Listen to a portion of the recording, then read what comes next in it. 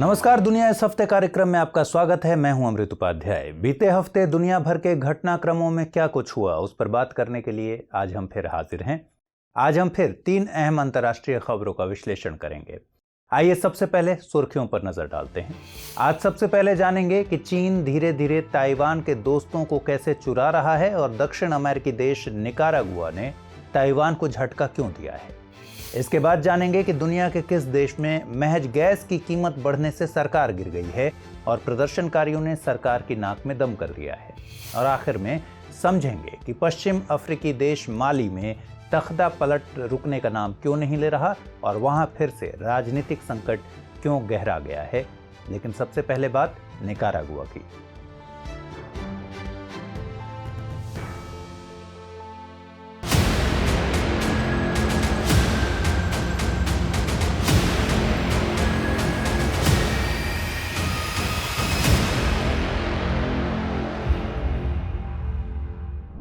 चीन और ताइवान के बीच चल रहे दशकों पुराने शह और मात के खेल से हम सब वाकिफ हैं। चीन जहां ताइवान को अपना हिस्सा मानता है, वहीं ताइवान खुद को आजाद मुल्क बताता रहा है। लेकिन शह मात के इस खेल में चीन ताइवान पर 20 साबित होता हुआ दिख रहा है। हाल के दिनों में लगभग हर दिन आप ये सुनते होंगे कि ताइवान को लेकर चल रहे गर्मागर्म विवाद पर चीन और अमेरिका एक दूसरे को आंख दिखा रहे हैं। भविष्यवाणी ये भी हो रही है कि चीन ताइवान को जबरन खुद में मिलाने के लिए किसी भी हद तक जा सकता है। ताइवान की सुरक्षा को लेकर अमेरिका अपनी आंखें लाल पीली कर ही रहा था कि चीन ने अमेरिका को उसके ही घर में बड़ा झटका दिया।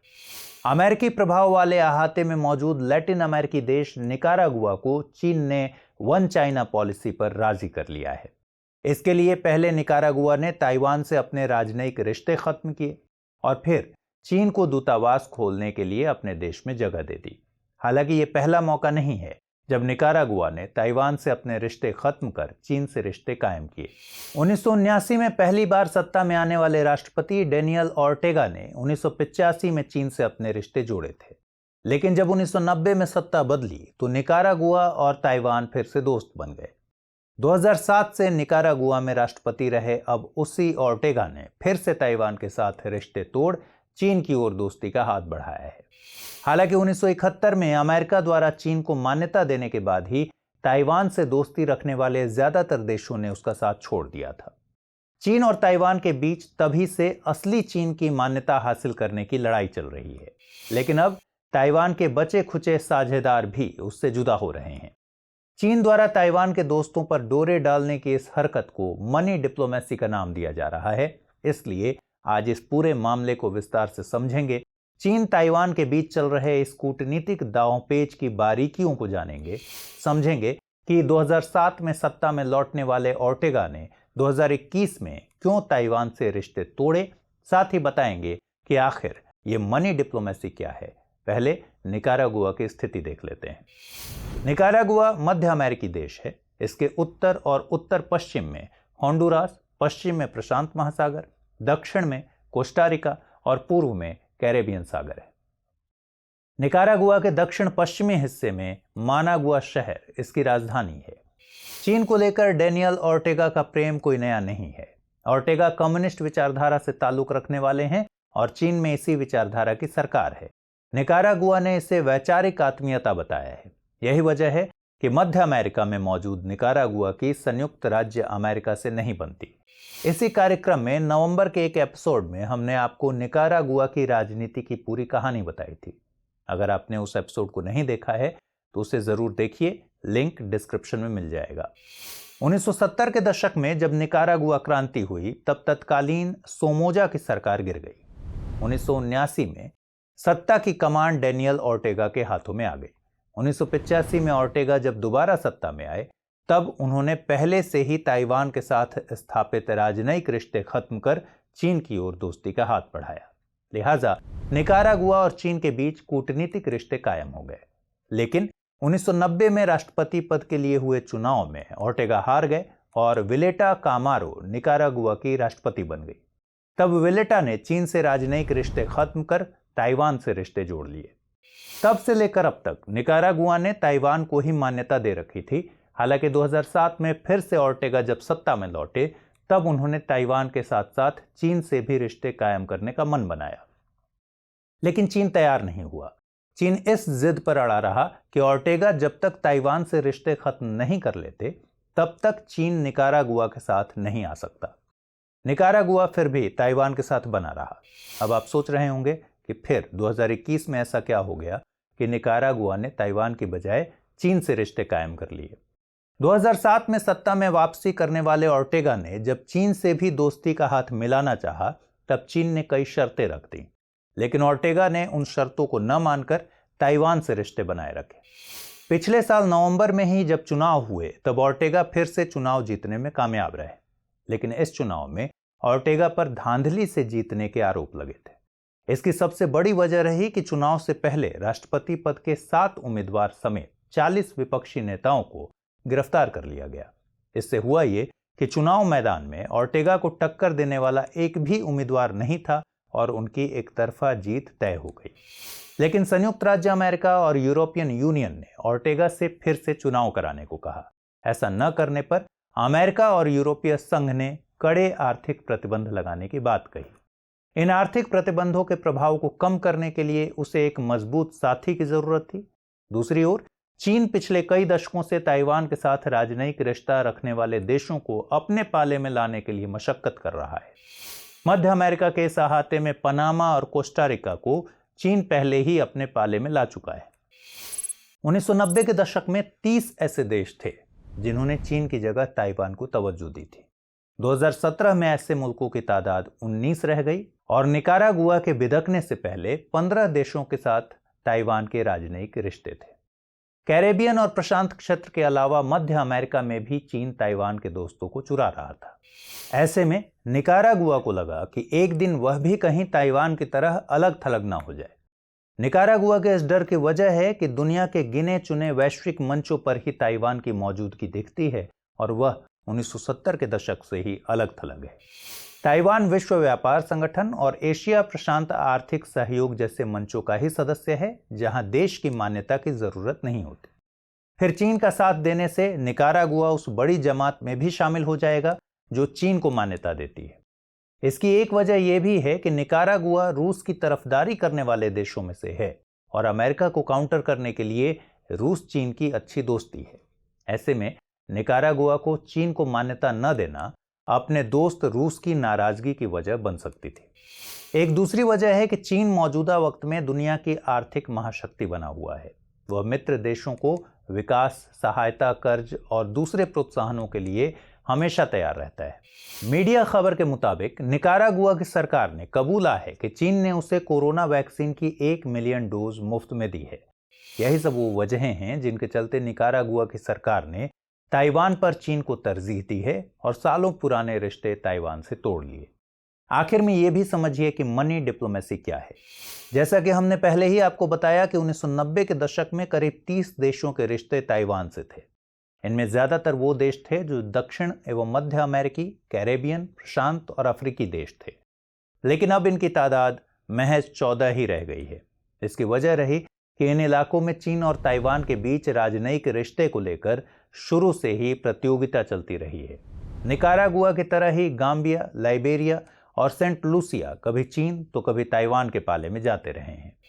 चीन के बारे में कहा जाता है कि वो ताइवान के सहयोगियों को व्यापार और विकास सहायता का वादा करके लगातार लुभाता है। इतना ही नहीं, इन देशों को अरबों डॉलर दान में देने का भी लालच दिया जाता है।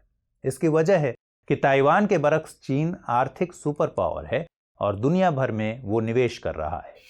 पैसों का लालच देकर छोटे छोटे देशों को अपने पाले में करने की चीन की इसी चाल को मनी डिप्लोमेसी कहा जाता है। बहरहाल देखने वाली बात होगी कि चीन ताइवान की यह अदावत किस अंजाम तक पहुंचती है और आने वाले समय में अंतर्राष्ट्रीय राजनीति किस करवट बैठती है।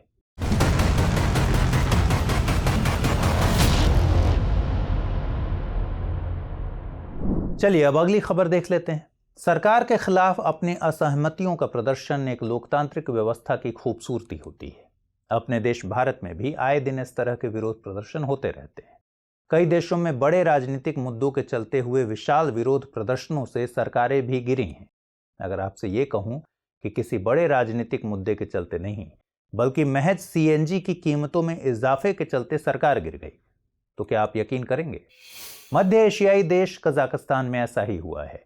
गैस की बढ़ी कीमतों के चलते विरोध प्रदर्शन इतने व्यापक पैमाने पर हुए कि सरकार की मंत्रिपरिषद को इस्तीफा देना पड़ गया। इसके बाद देश के राष्ट्रपति ने आपातकाल का ऐलान तक कर दिया। हालांकि इस मुस्लिम बहुल देश में विरोध प्रदर्शनों का कोई खास इतिहास नहीं रहा है, लेकिन बावजूद इसके ऐसा क्या हुआ कि सरकार को इस्तीफा तक देना पड़ा। अब इस पूरे मामले को हम विस्तार से जानेंगे कि सीएनजी गैस यहाँ के नागरिकों के लिए कितनी अहम है। लेकिन सबसे बड़ा सवाल है कि इस विरोध प्रदर्शन की असली वजह केवल सीएनजी गैस थी या फिर मामला कुछ और था। आइए पहले कजाकिस्तान की भौगोलिक स्थिति को समझिए। कजाकिस्तान मुख्य रूप से मध्य एशिया का देश है। इसके उत्तर और पश्चिम में रूस, पूर्व में चीन और दक्षिण में किर्गिस्तान, तुर्कमेनिस्तान तथा उज्बेकिस्तान है। नूर सुल्तान शहर इसकी राजधानी है, जो उत्तर मध्य में स्थित है। यह दुनिया का सबसे बड़ा लैंडलॉक्ड देश है और क्षेत्रफल के मामले में यह 9वां बड़ा देश है। हालांकि कजाकिस्तान की पश्चिमी सीमा कैस्पियन सागर से भी लगती है, लेकिन यह सागर कजाकिस्तान को व्यापक सामुद्रिक व्यापार का अवसर नहीं देता, इसलिए इसे लैंडलॉक्ड कंट्री कहा जाता है।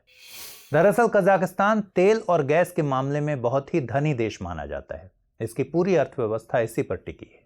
दूसरी ओर यहाँ की ज्यादातर गाड़ियां सीएनजी यानी कंप्रेस्ड नेचुरल गैस पर चलती हैं। किसी किसी प्रांत में 80 से 90% गाड़ियां गैस पर ही चलती हैं। ऐसे में सीएनजी यहाँ की आवाम की बुनियादी जरूरत है।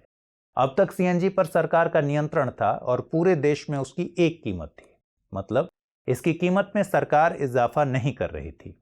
पूरे देश में सब्सिडी वाली गैस कम कीमत पर लोगों को दी जा रही थी, लेकिन नए साल के शुरू होते ही सरकार ने अपनी नीति बदली और सीएनजी पर से अपना नियंत्रण खत्म कर दिया। दरअसल 2019 में सीएनजी की इलेक्ट्रॉनिक ट्रेडिंग में सरकार ने चरणबद्ध तरीके से परिवर्तन लाने की बात कही, जो इस साल के पहले दिन पूरा हुआ। इस परिवर्तन के तहत घरेलू ईंधन उपभोक्ताओं को मिलने वाली सब्सिडी को धीरे धीरे खत्म करना था और बाजार को कीमत निर्धारित करने की शक्ति देनी थी। लेकिन सरकार की इस नीति में महंगाई का जिन छिपा था, जिससे कजाकिस्तान की आवाम परेशान हो गई। जिस प्रांत में इस गैस की मांग ज्यादा थी, वहां इसकी कीमत में उम्मीद से ज्यादा तेजी आई। कजाकिस्तान के पश्चिमी मैंगिस्टाउ क्षेत्र में ऐसा ही हुआ। सरकार का अनुमान है कि इस क्षेत्र में 70 से 90% वाहन सीएनजी से चलते हैं। यह कजाकिस्तान के कई दूसरे हिस्सों के मुकाबले कहीं ज्यादा है। नए नियम से पहले यहां 1 लीटर गैस के लिए 60 टेंज अदा करने पड़ते थे। टेंज यहां की करेंसी है, लेकिन इसकी कीमत अब 120 टेंज प्रति लीटर हो गई है, यानी पहले से 2 गुनी। लिहाजा गुस्से से भरे लोगों ने सरकार के खिलाफ मोर्चा खोल दिया। सबसे बड़े शहर अलमाटी और पश्चिमी मैंगिस्टाउ में लोग सड़कों पर जमा हो गए और यह प्रदर्शन व्यापक होने के साथ साथ हिंसक भी हो गया। काफी मान मनोबल के बाद भी जब प्रदर्शनकारी नहीं माने, तब प्रधानमंत्री अस्कार मामिन ने इस्तीफा दे दिया, जिसे राष्ट्रपति कासिम जोमार्ट तोकायेव ने स्वीकार कर लिया है। उप प्रधानमंत्री अलिहन समायलोव को देश का कार्यवाहक प्रधानमंत्री बनाया गया है। तोकायेव ने देश में 2 हफ्ते के लिए आपातकाल की घोषणा कर दी है। सवाल है कि क्या सिर्फ गैस की बढ़ी कीमत ही इस विरोध प्रदर्शन की असली वजह थी? जवाब है नहीं। दरअसल जिस मैंगिस्टाउ प्रांत में विरोध प्रदर्शन की चिंगारी भड़की, वह इस देश के दक्षिण पश्चिम में स्थित है और कजाकिस्तान का यह इलाका तेल और गैस के मामले में समृद्ध माना जाता है। लेकिन इसके बावजूद यहाँ के आम लोगों के जीवन की गुणवत्ता बेहतर नहीं है। इसकी एक बड़ी वजह है कि यहाँ आय की असमानता ज्यादा देखी जाती है। 2011 में मैंगिस्टाउ में ही तेल कर्मियों ने विरोध प्रदर्शन किया था। तब 14 तेल कर्मी पुलिस की कार्रवाई में मारे गए थे। इस विरोध प्रदर्शन का मुद्दा कम वेतन और मजदूरों की बदतर स्थिति थी। राजधानी और बड़े शहरों को छोड़कर अक्सर इलाकों की सड़कें खराब हैं, सार्वजनिक सुविधाओं का स्तर गिरा हुआ है और खाने पीने की चीजें महंगी हैं। दूसरी ओर कजाकिस्तान में अधिकांश चुनाव सत्ताधारी दल द्वारा लगभग 100% वोट के साथ जीते जाते हैं और कोई प्रभावी राजनीतिक विरोध नहीं होता। लेकिन करीब 30 सालों तक सत्ता में रहे राष्ट्रपति नूर सुल्तान नजरबायेव ने जब 2019 में कुर्सी छोड़ी, तब भी उसकी वजह लोगों में असंतोष थी। लेकिन यह भी सच है कि 1991 में सोवियत संघ से अलग होने के बाद से कजाकिस्तान में कोई खास विरोध प्रदर्शन नहीं देखे गए हैं। इसका कतई मतलब ये नहीं है कि यहाँ की जनता में गुस्सा नहीं था। यह मुल्क केवल गैस और तेल के मामले में अमीर नहीं है, बल्कि यूरेनियम उत्पादन के मामले में ऑस्ट्रेलिया के बाद दूसरा सबसे बड़ा देश है। लेकिन देश के कई हिस्सों में लोग अभी भी खराब जीवन शैली जी रहे हैं। ऊपर से गैस जैसे बुनियादी ईंधन की कीमत में दोगुना इजाफे ने आग में घी डालने का काम किया। कुल मिलाकर ये कि कजाकिस्तान की सरकार ने अपने अवाम को कम आंकने की कोशिश की और उसका नतीजा हम सबके सामने है।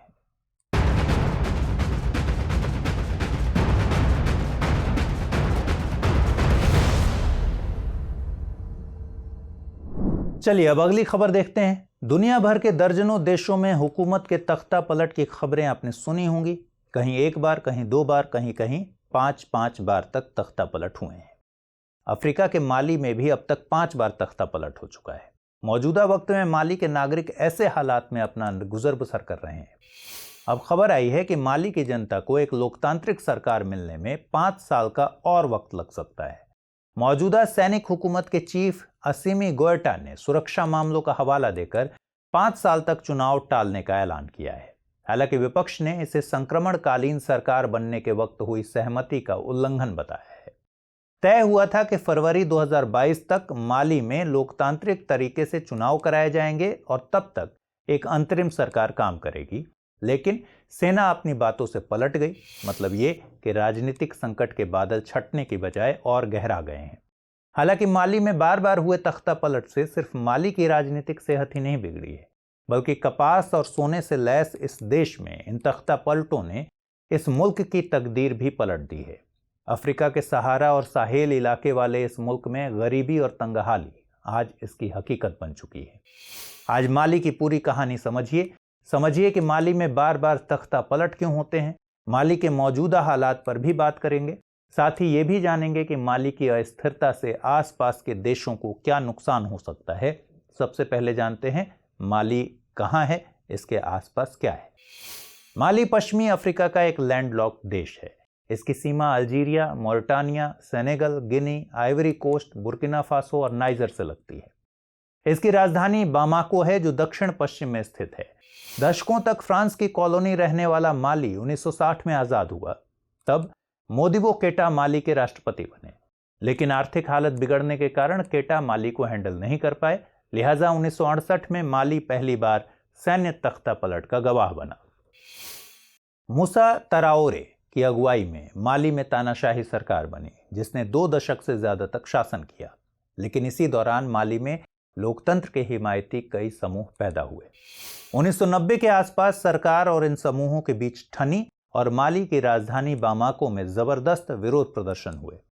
मूसा के लंबे शासन को देखते हुए सेना ने 1991 में फिर से तख्ता पलट कर दिया और वहां सरकार बदल गई। माली को पहली बार 1992 में लोकतंत्र का जायका चखने को मिला, जब माली में लोकतांत्रिक और बहुदलीय राष्ट्रपति चुनाव लड़े गए। अल्फा उमर कोनर माली के राष्ट्रपति बने। लेकिन 2012 में माली के डेमोक्रेसी पर किसी की नजर लग गई और वहां फिर से तख्ता पलट हो गया। दरअसल माली के उत्तरी इलाके में एक खाना बदोश समूह है, नाम है तुआरेग। 2012 में इस समूह ने माली की सरकार के खिलाफ बगावत छेड़ दी। इस समूह ने उत्तरी माली में एक अलग मुल्क बनाने का ऐलान कर दिया। दूसरी ओर अंसार अल डाइन नामक चरमपंथी समूह माली को इस्लामिक देश बनाने की मुहिम छेड़ चुके थे। कुल मिलाकर देश में अराजकता का माहौल था। हालात को बिगड़ते देख सेना ने राष्ट्रपति अमादी तौमानी को सत्ता से बेदखल कर दिया और कमान अपने हाथों में ले ली। हालांकि कुछ दिनों बाद ही सेना ने सिविल गवर्नमेंट की स्थापना कर दी। लेकिन इस दौरान माली भ्रष्टाचार, रूढ़िवाद, कमजोर सार्वजनिक सेवाएं और सांप्रदायिक हिंसा जैसी दिक्कतों से जूझने लगा। लोगों में असंतोष चरम पर पहुंच गया। जून 2020 में कोरोना महामारी से जुड़ी चिंताओं को दरकिनार करते हुए एक बड़ी भीड़ पूरे माली में बड़े पैमाने पर विरोध प्रदर्शनों को अंजाम देने लगी। लोग तत्कालीन राष्ट्रपति इब्राहिम बाउबकर कीटा के इस्तीफे की मांग कर रहे थे। उथल पुथल की स्थिति को देखते हुए सेना ने प्रधानमंत्री और राष्ट्रपति के खिलाफ विद्रोह कर दिया।